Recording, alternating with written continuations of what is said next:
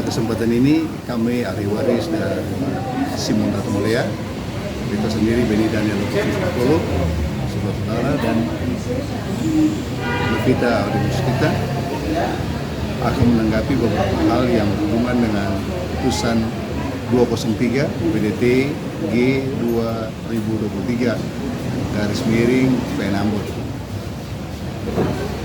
Di antaranya satu, putusan hakim terkait perkara 203 sangatlah jauh dari rasa keadilan.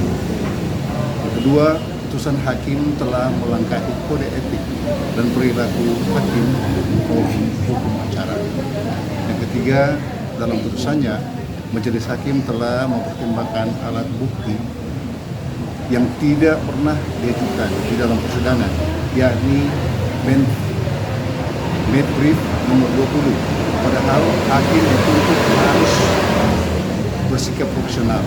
Hakim juga wajib menghindari terjadinya kekeliruan dalam membuat putusan atau mengabaikan fakta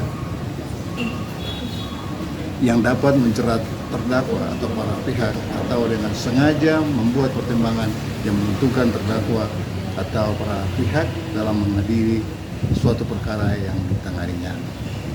Yang berikutnya, terhadap pemeriksaan setempat yang diperiksa hanya lahan ex Hotel Anggrek, sedangkan dati khusus Sepewa yang luasnya kurang lebih 30 hektar menurut gugatan penggugat.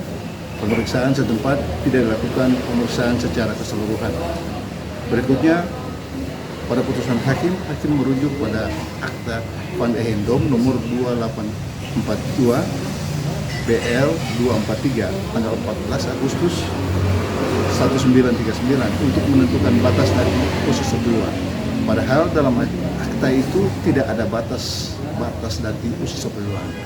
Alat bukti akte Van Ehendom nomor 2842 BL nomor 243 notaris Van der Ket tanggal 4 Agustus 1939 yang diajukan dalam persidangan tidak pernah tercatat pada kantor pertanahan Kota Ambon.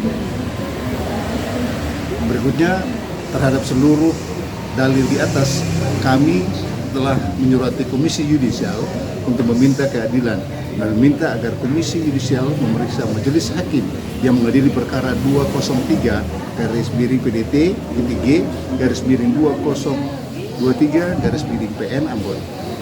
Yang terakhir, kami juga menduga ada mafia hukum di balik putusan perkara 203 ini. Terima kasih.